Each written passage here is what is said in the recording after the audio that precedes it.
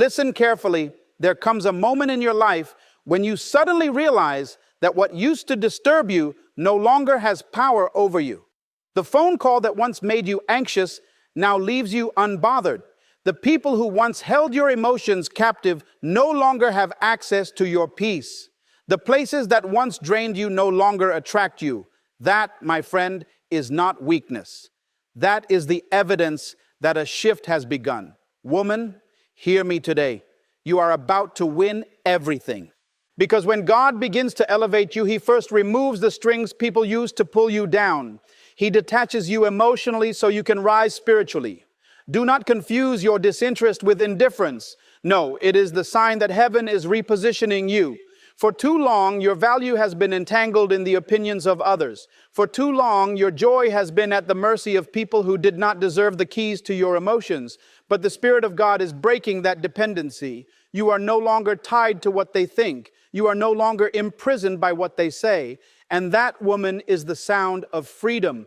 Every great shift begins in the invisible before it ever manifests in the visible. Before Joseph wore the crown, he wore rejection. Before David sat on the throne, he endured betrayal. Before Esther entered the palace, she endured preparation. And before you step into this season of victory, you must first detach from the weight of yesterday. You cannot walk into tomorrow still chained to the disappointments of yesterday. The shift has begun because your heart no longer bleeds for what is gone. Emotional detachment is not coldness. It is clarity. It means you now see who you are without needing the mirror of other people. It means you now know your worth without waiting for applause. It means you can stand in silence and still hear God's voice saying, "You are enough." Do not misinterpret your calm for weakness. It is the strength of a woman who knows where she is going.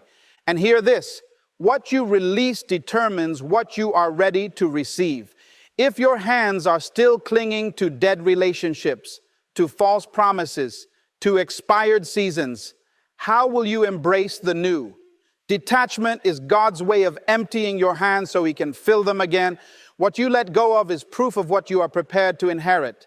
And now you no longer need to chase. Detachment proves you trust divine timing. The woman who trusts her father does not beg. She does not compete. She does not manipulate. She stands still and watches the salvation of the Lord. And when the time comes, what belongs to her will find her.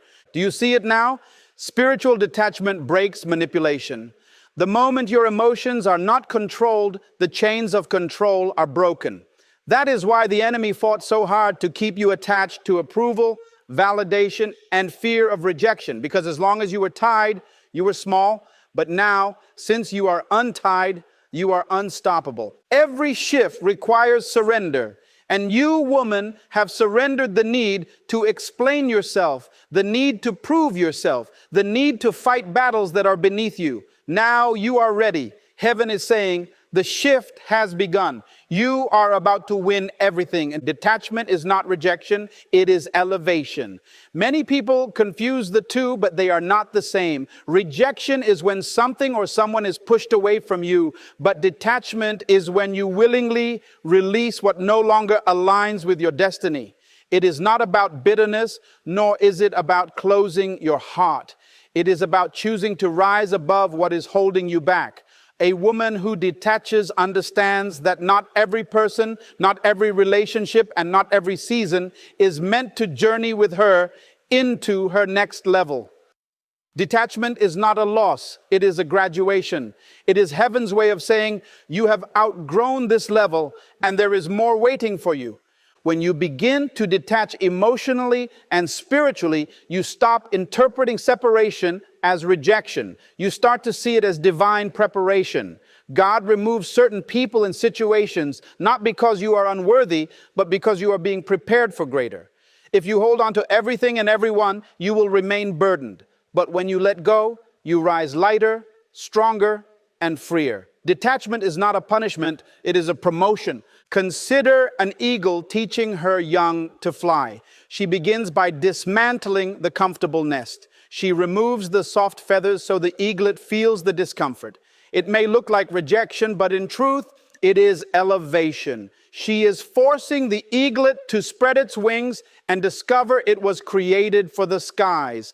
That is exactly what God does in your life. When the nest gets uncomfortable, when people leave, when things shift, it is not rejection. It is heaven stirring you out of comfort into calling. Detachment is the sign that you are ready to soar where you could not before. The shift always begins in the invisible before it manifests in the visible. Every great move of God starts in the unseen realm, long before your eyes can detect it. This is why many people misinterpret their season. They look around and see nothing changing, yet inside their spirit, something has already begun. A woman who senses the shift does not wait for evidence in her circumstances before she believes. She knows that when heaven declares a new season, the invisible world is already rearranging itself to align with her destiny. When a seed is planted in the ground, nothing appears to happen on the surface. Days pass and the soil looks the same. But beneath that soil, roots are stretching, life is forming, and a breakthrough is preparing to emerge. That is how God works with you. The shift begins in the silence, in the hidden places, in the moments when you feel unseen and overlooked. By the time others notice, heaven had already announced it long ago. This is why patience is essential when walking with God. He does not reveal everything at once. He begins by changing your heart, adjusting your desires, and detaching you from distractions. He aligns your spirit before he aligns your environment. And though you may feel the restlessness of change, you may not yet see the evidence of change. Do not mistake that delay as absence. It is the invisible preparing the visible. The woman who understands this principle no longer panics when life looks the same. She knows her spirit is ahead of her reality. She trusts that what God has whispered in private will manifest in public. The invisible is always the womb of the visible, and every divine shift begins where eyes cannot see. Emotional detachment is a sign of maturity, not coldness. Too often, when a woman no longer reacts to what once controlled her, people assume she has become hard or unfeeling. But the truth is, she has grown. She has discovered that her identity cannot be built on the unstable foundation of people's approval, their moods, or their treatment of her. Detachment does not mean she no longer cares. It means she has learned to care wisely. She has placed her worth where it cannot be tampered with, inside the unshakable truth of who she is in God. When you reach this level of maturity, your emotions stop being a battlefield for others to play on. Their words no longer dictate your peace. Their silence no longer steals your joy. Their acceptance or rejection no longer defines your value. This is not coldness, this is strength. It is the evidence of a woman who has been refined through pain, disappointment, and loss, and who now walks with clarity. She has learned that peace is too precious to hand over cheaply. Think of it this way. When a child is hurt, they cry out because they have no control over their emotions. But as they grow, they learn resilience, patience, and wisdom. In the same way, emotional detachment reveals that you are no longer governed by impulse, but by understanding. You are no longer at the mercy of external storms because your anchor is internal.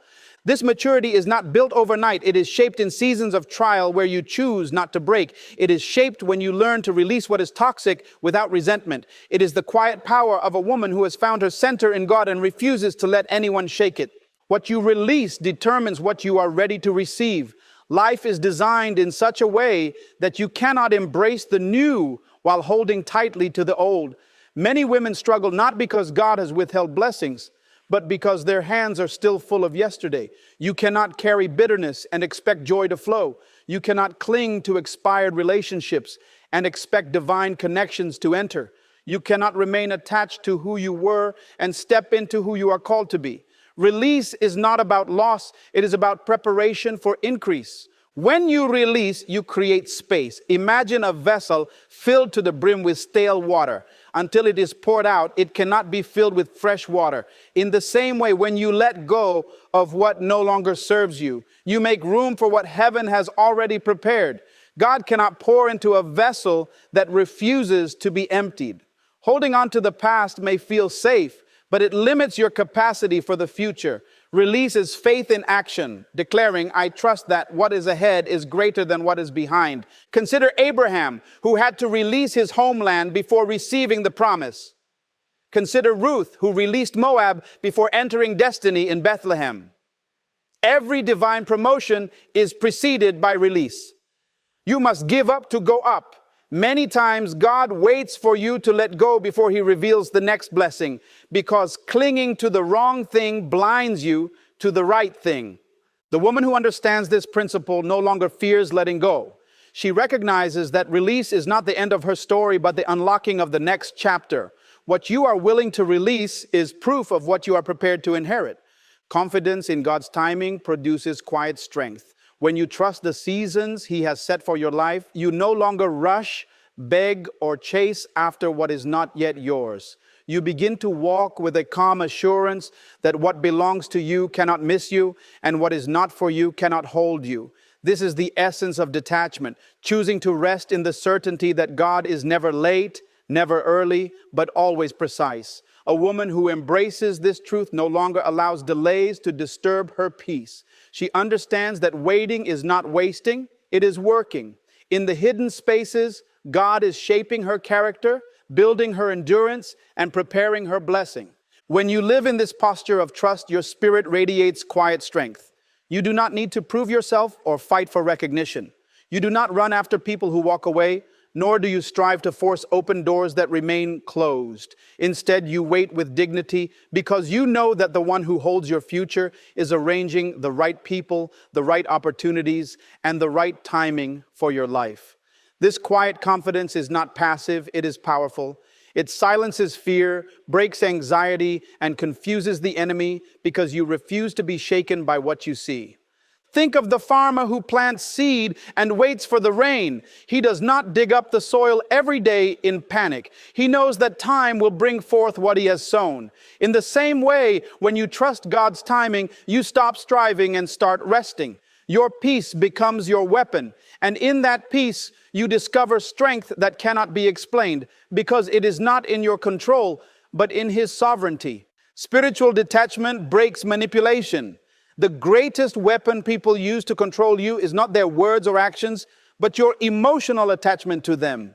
As long as they can provoke your feelings, they can dictate your decisions. As long as you crave their approval, they can direct your steps. But when you reach the place where your emotions are no longer tied to their acceptance or rejection, the chain of manipulation is shattered. Detachment is not the absence of love. It is the refusal to let love become bondage. When you rise into spiritual maturity, you learn that peace is too precious to be placed in the hands of those who misuse it. You no longer give permission to others to determine your worth by how they treat you. This is where true freedom begins.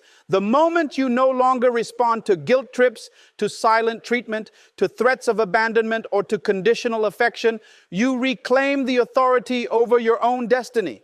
Detachment means you stop living as a puppet to the strings of human control and begin living as a vessel under divine command.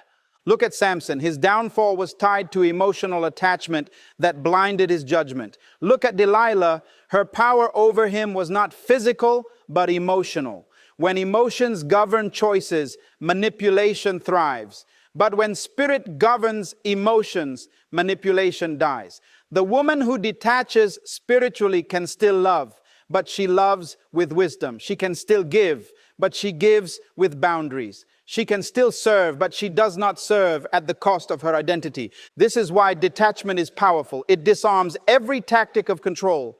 No one can cage a woman whose emotions are anchored in God, because her joy, her peace, and her identity flow from a source higher than man. Every shift requires a surrender. No true transformation takes place without the willingness to release control. The moment God calls you into a higher season, He also calls you to lay something down. Surrender is the doorway to elevation. It is the recognition that your strength, your wisdom, and your plans are not enough to carry you into destiny. A woman who surrenders understands that she cannot hold on to her own script and expect to step into God's story for her life. She bows her will, her timeline, her expectations, and even her pain, and she places them in the hands of the one who sees the end from the beginning. Surrender is not weakness, it is alignment. It positions you to flow with the rhythm of heaven instead of wrestling against it. Many times we delay the shift because we are still clinging to what feels familiar. We want the new, but we also want the comfort of the old. Yet the shift requires a clean break. It demands that you trust God enough to walk away from what you cannot control, from what you cannot change, and from what no longer carries life. When Esther surrendered her fear, she stepped into her calling as queen and deliverer. When Hannah surrendered her sorrow, she gave birth to a prophet who changed a nation. When Mary surrendered her reputation, she carried the Son of God in her womb. Every great woman in Scripture was elevated by her willingness to surrender. The woman who resists surrender remains stuck, but the woman who embraces it becomes unstoppable, because heaven can only trust into your hands what you have first released into God's hands. Every shift requires surrender, and surrender is always the birthplace of destiny. Woman, the shift that has begun in your life is not small, it is monumental. It is the evidence that heaven has already signed your promotion. The detachment you feel is not emptiness. It is God clearing the stage for a new performance of His glory in your life. Every tear, every disappointment, every closed door has been the chiseling of your character for this moment.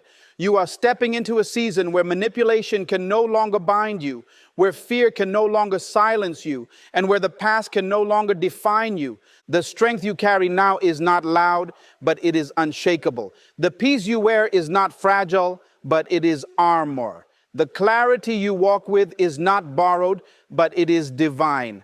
The very things that once broke you are now powerless because God has elevated you above them. Woman, you are about to win everything. Not because of luck, not because of chance, but because you surrendered, you trusted, and you detached from what was beneath you.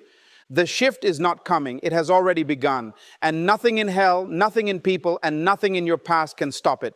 This is your hour. This is your season. This is your victory. Walk in it with boldness. Walk in it with confidence. Walk in it knowing that when God shifts you, no one can reverse it. Woman, you are about to win everything.